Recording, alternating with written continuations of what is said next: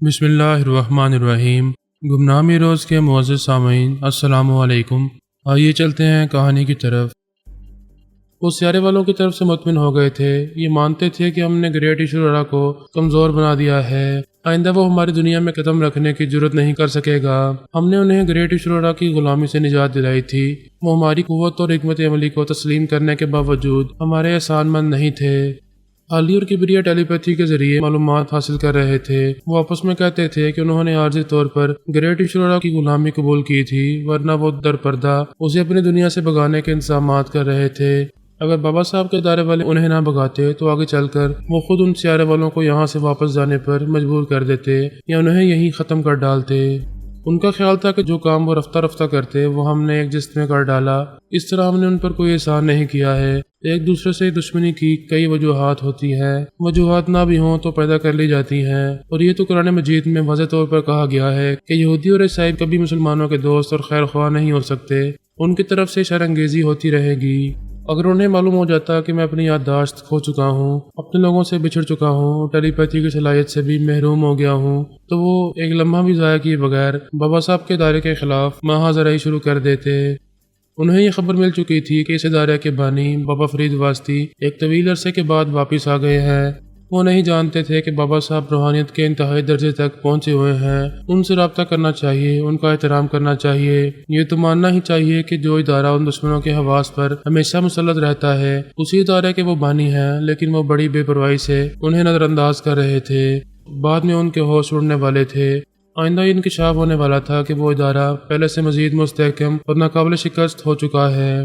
وہ کم از کم بابا صاحب کی زندگی میں اس ادارے کے خلاف کوئی سازش نہیں کر پائیں گے۔ علی اور کبریا ٹیلی پیتھی کے ذریعے مختلف اکابرین کے پاس جا رہے تھے اور ان کے خیالات پڑھ رہے تھے۔ وہ لوگ میرے متعلق معلومات حاصل کرنا چاہتے تھے کہ میں کہاں ہوں اور طویل عرصے سے خاموش کیوں ہوں۔ عداوت رکھنے والوں کو میری خاموشی بھی بھاری پڑتی تھی۔ اگر ان سے یہ کہا جاتا کہ میں ایک بار پھر دنیا والوں کی نظروں سے گم ہو گیا ہوں، ایک بار پھر مر چکا ہوں، تو وہ کبھی یقین نہ کرتے۔ اکابرین میں سے ایک اعلیٰ عہدیدار نے ادارے کے انچارج سے فون کے ذریعے پوچھا، مسٹر فرہاد علی تیمور کہاں ہیں؟ ہم ان سے کچھ بات کرنا چاہتے ہیں۔ انچارج نے کہا، وہ بات آپ ہم سے یا سونیا سے کر سکتے ہیں، مسٹر فرہاد بہت مصروف ہیں۔ اس نے سونیا سے رابطہ کرنے کے بعد پوچھا، مسٹر فرہاد کہاں ہیں؟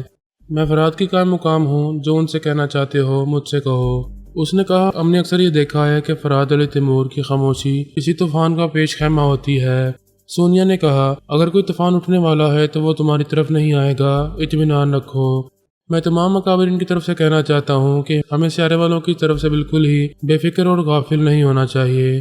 بے شک وہ گریٹ ایشورا تمہاری غیر معمولی مشین کے خوف سے یہاں نہیں آئے گا، لیکن سیارے سے دوسرے زبردست دشمن آ سکتے ہیں اور وہ گریٹ ایشورا سے زیادہ خطرناک بھی ثابت ہو سکتے ہیں۔ ایسی کسی ناگہانی آفت سے نمٹنے کے لیے ہمیں مل جل کر کچھ کرنا چاہیے۔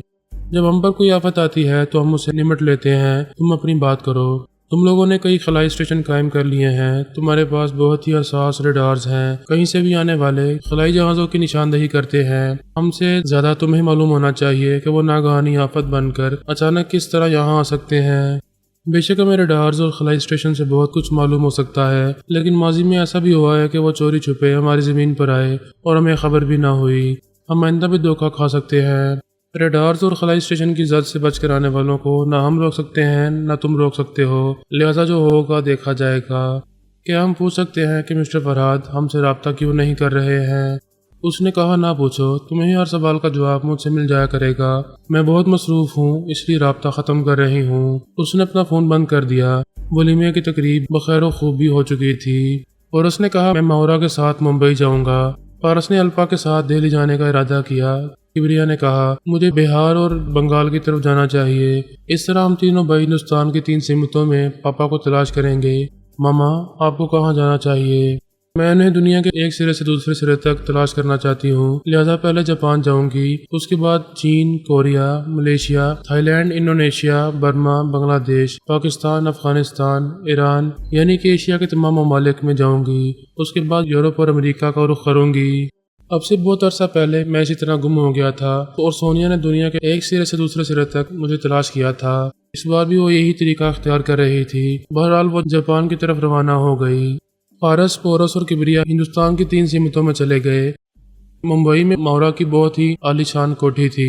वो अपनी कोठी में पहुंचकर मुस्कुराते हुए बोली, मुझे ऐसा लग रहा है जैसे ससुराल में रहने के बाद मैं की आई हूँ। और उसने कहा, चलो ये मेका ही सही, यहाँ चंद घंटे अच्छी तरह आराम कर लो, नींद पूरी कर लो, फिर हम पापा को तलाश करने निकलेंगे। तुम्हारी टेलीपैथी की सलाहियत मेरे काम आएगी। अगर वो यहाँ ना मिले तो हम पूना और खंडाला की तरफ जाएंगे। आधी रात हो चुकी थी। वो दोनों थोड़ी देर बाद सो गए। मौरा ने गहरी नींद के दौरान ख्वाब में अपने मकतूल बाप ईश्वरा को देखा।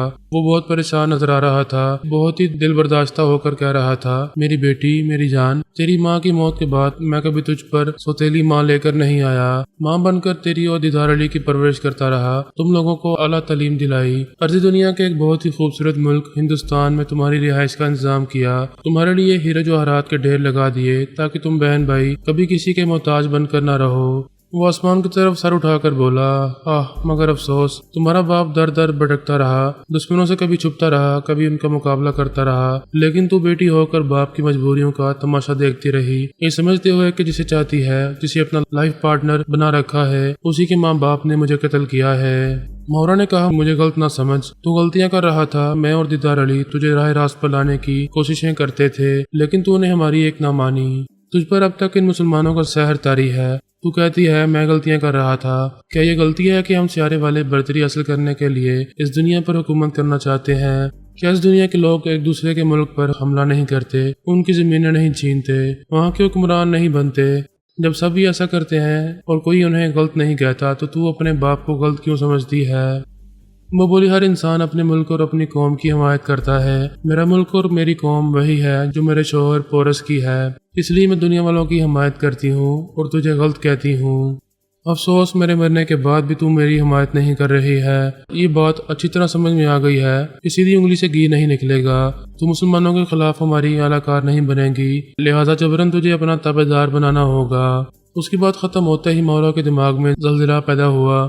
वो हलक फाड़ कर चीख ना सकी। जलजिला पैदा करने वाले ने ख्याल खानी के जरिए उसका मुंह बंद कर दिया। वो अपने बेड पर तड़प रही थी। दूसरे बेड पर पोरस गहरी नींद में था। वो जरा सी भी आवाज या आहट सुनता तो फौरन उठ बैठता। मौरा के मुंह से कोई आवाज सुनाई नहीं दे रही थी। वो बड़ी खामोशी से तड़प रही थी, तकलीफ की शिद्दत को बर्दाश्त कर रही थी। उसके अंदर आने वाला उसे पूरी तरह अपने काबू में कर चुका था। अब वो सांस रोककर उसे भगा नहीं सकती थी। अपनी मर्जी से सर घुमाकर और उसको आवाज नहीं दे सकती थी। ईश्वरा तो बहुत पहले मर चुका था, वो तो कोई और था। उसने मौरा को थपक थपक कर दोबारा सुला दिया, फिर तमीमी अमल के जरिए उसे अपनी ताबेदार बना लिया। तवील अरसे के बाद सियारे वालों की तरफ से ये पहला हमला हुआ था। ग्रेट ईश्वरा सियारे में वापस जाने के बाद आराम से बैठ गया था। बड़े इत्मीनान से मंसूबे बना रहा था और फ्यूचर टेलिंग मशीन से मशवरे ले रहा था। वो मशीन उसे हमेशा से समझाती आ रही थी कि उसे रूहानियत के आलमों से हमेशा कतराना चाहिए, उनसे कभी टकराना नहीं चाहिए, मगर वो और उसके दूसरे अहम मातहत बार बार यही गलतियां कर रहे थे, जिसके नतीजे में शर्मनाक शिकस्त हुई थी और उसे सियारे में वापस जाना पड़ा था। इस बार ग्रेट ईश्वरा ने कान पकड़ लिए, तौबा की कि आइंदा उसके मातहत अर्ज़ दुनिया में जाकर बाबा साहब के दायरे और उस दायरे से ताल्लुक रखने वालों से दूर रहेंगे। फ्यूचर टेलिंग मशीन ने कहा, लेकिन अर्ज़ दुनिया पर हुकूमत करने के लिए टेलीपैथी जानने वाले मुसलमानों से टकराना ही होगा। ग्रेट ईश्वरा ने कहा, उन मुसलमान टेलीपैथी जानने वालों की पुष्ट पर रूहानी कुव्वतें कार फरमा रहती हैं। कोई जरूरी नहीं है कि उनसे बराह रास्त टकराया जाए। ऐसे अलाकार बनाए जा सकते हैं जिन पर उन्हें कभी किसी तरह का शुबा ना हो। उन अलाकारों के जरिए उनकी बहुत सी कमजोरियां मालूम हो सकती हैं, फिर उनकी लाइल्मी में उन्हें अपने रास्ते से हटाया भी जा सकता है। ग्रेट ईश्वरा ने कहा, हम पहले भी कई अलाकारों से काम ले चुके हैं। वो उन मुसलमानों की नज़रों में आ जाते हैं। अगर उनके ही घर के किसी फर्द को, फैमिली के किसी मेंबर को अलाकार बनाओगे तो वो उस पर कभी शुबा नहीं करेंगे। जब इस पहलू से सोचा गया तो ग्रेट ईश्वरा को अपनी मकतूल ईश्वरा की बेटी मौरा याद आई। वो उससे अलाकार बनाकर हमारे बहुत से राज मालूम कर सकता था।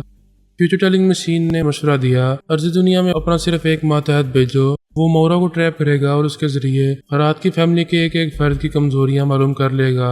तुम्हें एक एक बात मालूम हो जाएगी कि उसका कौन सा बेटा कहाँ रहता है और क्या करता है। बड़ी आसानी से उनकी तमाम मसरूफियात का इल्म होता रहेगा। فیوچر ٹیلنگ مشین نے دوسرا مشورہ یہ دیا کہ یورپ اور امریکہ کے اکابرین سے رابطہ نہ رکھا جائے، انہیں اپنے زیر اثر لانا ضروری نہیں ہے، ان سب کو زیادہ سے زیادہ کمزور بنانا ضروری ہے۔ تیرا جو اکلوتا ماتحت اس زمین پر جائے گا وہ ٹیلی پیتھی کے ذریعے ان کے اندر جگہ بنا جائے گا، اپنی آواز اور لب و لہجہ کبھی نہیں سنائے گا، ٹیلی پیتھی کے ذریعے بھی جن کے اندر جائے گا انہی کا لب و لہجہ اختیار کر کے بولے گا۔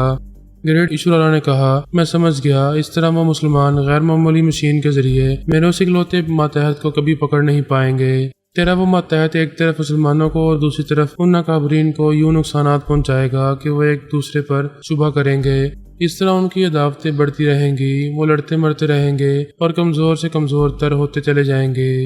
گریٹ ایشورا آئندہ ان تمام منصوبوں پر عمل کرنے والا تھا۔ فی الحال اس نے مورا سے ابتدا کی تھی۔ سیارے سے تربالا نامی ایک خاص ماتحت کو زمین پر بھیجا گیا تھا۔ یہ بات اسے اچھی طرح سمجھا دی تھی۔ سنو تربالا، اس دنیا میں جا کر نہ کسی کی سننا نہ کسی کو اپنی سنانا، زندگی گزارنے کے لیے جو باتیں ضروری ہوتی ہیں صرف وہی باتیں کرنا، ورنہ خاموش رہا کرنا۔ کسی پر ذرا بھی شبہ ہو کہ وہ یورپ اور امریکہ کی انٹیلیجنس والوں سے تعلق رکھتا ہے یا ٹیلی پیتھی جاننے والے مسلمانوں سے اس کا تعلق ہے تو فوراً وہاں سے میلوں دور چلے جانا، وہ ملک ہی چھوڑ دینا۔ تربالا نے کہا، میرے انداتا، میرے آقا، میں وہاں اس طرح سے رہوں گا کہ مجھے پیدا کرنے والی ماں بھی پہچان نہیں پائے گی۔ اگر یہ دیکھوں گا کہ بدقسمتی سے کسی دشمن کے شکنجے میں آنے والا ہوں تو سب سے پہلے اپنی غیر معمولی مشین کو تباہ کر دوں گا اور اس کے ساتھ خود فنا ہو جاؤں گا۔ اس بار سیارے والوں نے رہائش کے لیے پاکستان کا انتخاب کیا تھا۔ تربالا ایک چھوٹے سے خلائی جہاز کے ذریعے بلوچستان کے ایک ویران ساحلی علاقے میں اترا تھا، پھر وہاں سے کراچی چلا آیا تھا۔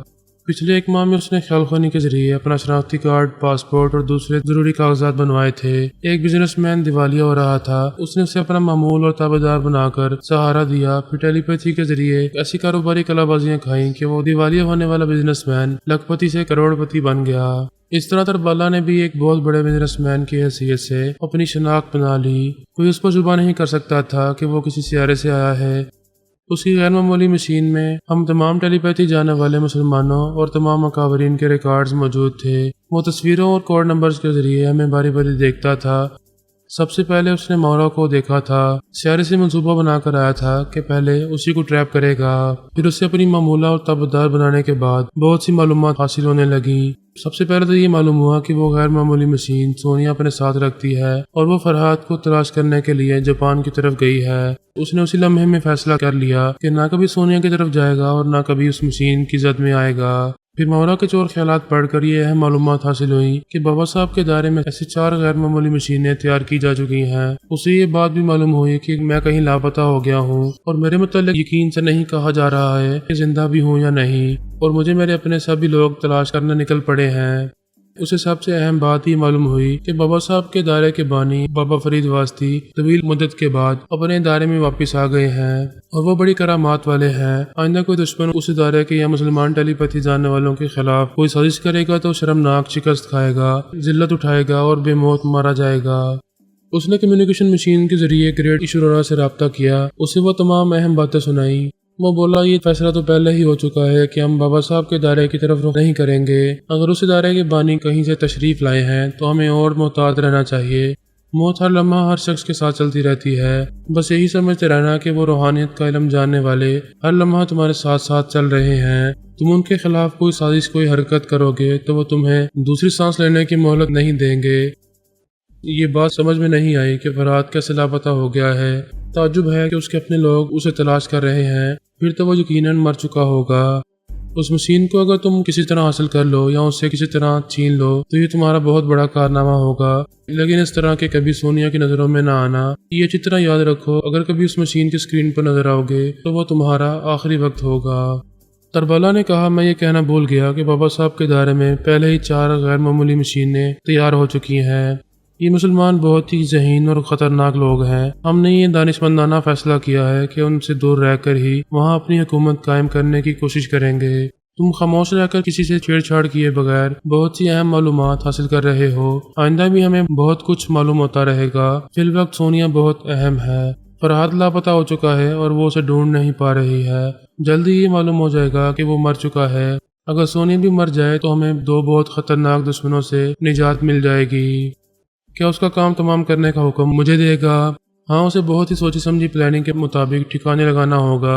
تو اسے ٹریپ کرے گا لیکن اس کی مشین کی اسکرین پر کبھی نظر نہیں آئے گا۔ اپنے اداکار اس کے پیچھے لگائے گا لیکن ان اداکاروں کے اندر تو اپنی آواز اور لب و لہجے میں کبھی نہیں بولے گا۔ ہنرمندی سے چلے گا تو وہ کبھی سمجھ نہیں پائیں گے کہ کون ان سے دشمنی کر رہا ہے، وہ کبھی تیرا سراغ نہیں لگا سکیں گے۔ تربالہ نے کہا، اب میں یورپ اور امریکہ کے اکابرین کی رپورٹ پیش کر رہا ہوں۔ میں اس سے ایک ماہ کے اندر درجنوں اعلیٰ افسران اور اعلیٰ عہدیداروں کے اندر پہنچ چکا ہوں۔ ان سب کے خیالات پڑھنے کے بعد ایک اہم بات یہ معلوم ہوئی ہے کہ انہوں نے یوگا جاننے والے اعلیٰ افسران کی ایک بہت بڑی ٹیم بنائی ہے۔ ان کے تمام اہم راز اب ان یوگا جاننے والوں کی تحویل میں ہے۔ ہم میں سے کوئی ٹیلی پیتھی جاننے والا ان کے اندر نہیں پہنچ سکے گا، نہ ان کے اہم رازوں کو اور اہم معاملات کو سمجھ پائے گا۔ کیا تم ان یوگا جاننے والوں تک پہنچنے کی کوشش کر رہے ہو؟ ہاں، میں بہت کوشش کر رہا ہوں، لیکن یوگا جاننے والوں کی پوری ٹیم جیسے گونگی بہری بن گئی ہے۔ وہ لوگ اپنے اکابرین کے اندر خیال خوانی کے ذریعے آتے ہیں لیکن انہی کے لب و لہجے میں بولتے ہیں، اپنی آواز اور لب و لہجہ نہیں سناتے ہیں۔ اس طرح میں انہیں اپنی مشین پر کیچ نہیں کر پاتا ہوں۔ پھر تو مسلمان ٹیلی پیتھی جاننے والے بھی اپنی خیال خوانی کے ذریعے اور غیر معمولی مشین کے ذریعے ان یوگا جاننے والوں کی ٹیم تک نہیں پہنچ پاتے ہوں گے۔ بے شک وہ مسلمان ٹیلی پیتھی جاننے والے بھی یہ سمجھ نہیں پاتے ہوں گے کہ وہ کس وقت کس منصوبے پر عمل کر رہے ہیں۔ پھر تو یہ تمہارے لیے سنہری موقع ہے، بڑی سہولت سے سوچ سمجھ کر سونے تک پہنچنے کی کوشش کرو اور اس پر حملے کراؤ۔ وہ یہی سمجھیں گے کہ اکابرین کی طرف سے دشمنی ہو رہی ہے، ہم پر کبھی شبہ نہیں ہوگا۔ انہیں یقین ہو گیا ہے کہ سیارے والے کبھی واپس نہیں آئیں گے، انہیں اسی خوش فہمی میں مبتلا رہنا چاہیے۔ تربالہ اپنے گریٹ شروڑا کے حکم کے مطابق عمل کرنے لگا۔ اس نے مولا کے اندر پہنچ کر معلوم کیا کہ سونیا جاپان پہنچ چکی ہے یا نہیں۔ اس کی سوچ نے بتایا کہ ابھی 15 منٹ پہلے پورس نے فون کے ذریعے اپنی ماما یعنی سونیا کی خیریت دریافت کی ہے اور اس نے جواباً کہا تھا کہ وہ ہانگ کانگ کے ایئرپورٹ پر اور ابھی ایک فلائٹ کے ذریعے جاپان کی طرف جا رہی ہے۔ وہ فلائٹ اسے ٹوکیو پہنچائے گی۔ اور اس نے کہا، ماما کبھی کبھی فون سے رابطہ کرنے میں دشواری پیش آتی ہے، سگنل نہیں ملتے۔ آئندہ مورا خیال خوانی کے ذریعے آپ کے اندر آیا کرے گی اور آپ سے باتیں کرے گی، اس طرح ہمیں ایک دوسرے کی خیریت معلوم ہوتی رہے گی۔ سونیا نے کہا، وہ میری بہو ہے، مجھے کوئی اعتراض نہیں ہے، وہ جب چاہے میرے پاس آ کر مجھ سے بات کر سکتی ہے اور تم سب کو میری خیریت سے آگاہ کر سکتی ہے۔ اب میں فون بند کر رہی ہوں، فلائٹ کا وقت ہو چکا ہے۔ تربالہ نے اپنی مشین کو آن کیا۔ مشین میں سونیا کے کوڈ نمبرز پنچ کرنے کے بعد صرف آڈیو سسٹم کو آن کیا۔ تھوڑی دیر تک خاموشی رہی کیونکہ سونیا جہاز میں تھی، آس پاس کوئی جان پہچان والا نہیں تھا، اس لیے کسی سے بات نہیں کر رہی تھی۔ تھوڑی دیر بعد اس کی آواز سنائی دی، وہ ایک ایئر ہوسٹس سے کولڈ ڈرنک طلب کر رہی تھی۔ اس طرح یہ یقین ہو گیا کہ وہ جہاز کے اندر ہے اور آئندہ ٹوکیو پہنچنے تک اپنی مشین کو نہ آن کرے گی نہ آپریٹ کرے گی۔ یہ یقین ہوتے ہی اس نے مشین کو آن کیا۔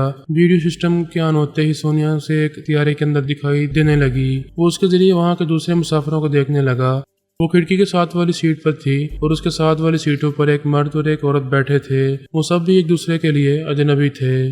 اس نے مشین کو آپریٹ کیا، پھر اس مرشدہ خاتون کی آنکھوں کے کلوز اپ پر گیا جو سونیا کے برابر بیٹھی ہوئی تھی۔ پوری اسکرین پر اس خاتون کی آنکھیں دکھائی دے رہی تھی۔ تربالہ ان آنکھوں میں جھانکتے ہوئے اس کے دماغ میں پہنچ گیا۔ اس کا نام چشمہ کپور تھا۔ اس کا پتی رمیش کپور ٹوکیو کی ایک فرم میں فیلڈ مینیجر تھا۔ وہ میاں بیوی وہاں ایک اپارٹمنٹ میں رہتے تھے، ان کی کوئی اولاد نہیں تھی۔ انہوں نے اچھی خاصی دولت کمائی تھی، بہت خوشحال تھے، نگر نگر کی سیر کرتے تھے، زندگی میں کسی چیز کی کمی نہیں تھی، بس ایک اولاد کے لیے ترستے رہتے تھے۔ وہ میاں بیوی دل کے بہت اچھے تھے۔